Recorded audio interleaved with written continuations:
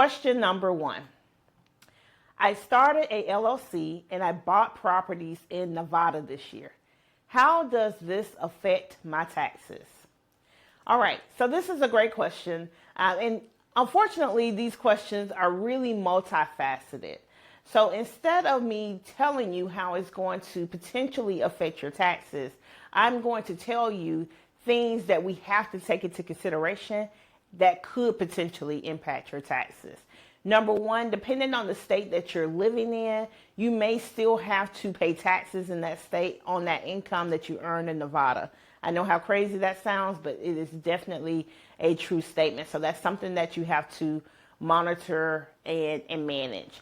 Number 2, when you purchase rental properties, unless you are a real estate professional, and I don't mean you are a real estate agent, you're a real estate broker, and therefore you're in the real estate profession.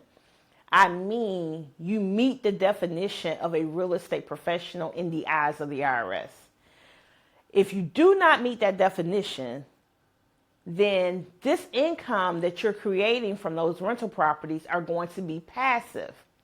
The only way you can offset passive income is by having some passive losses.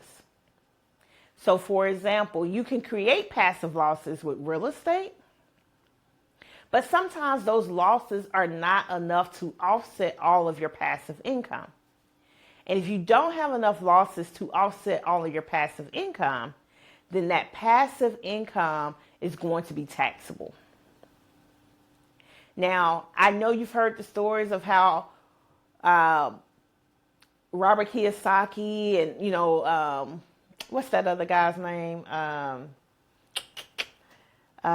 Very popular, Mr. Tenet's, Grant Cardone, how they don't pay taxes, things along those lines.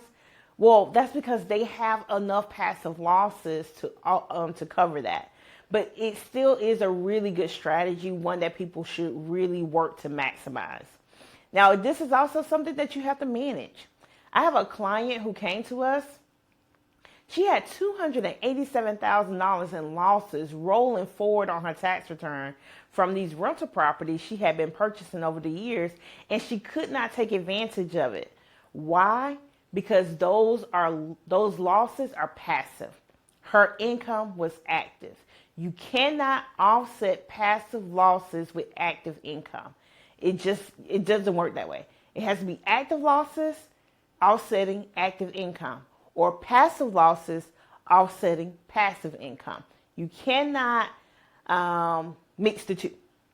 Okay, so we'll dive into that a little bit more, but I just wanted to give you some things to think about when you're thinking about purchasing properties in states that you're not a resident of, as well as, hey, what happens when it is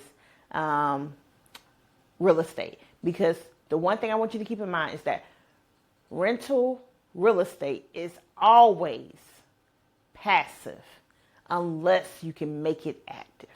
It is always passive unless you can make it active.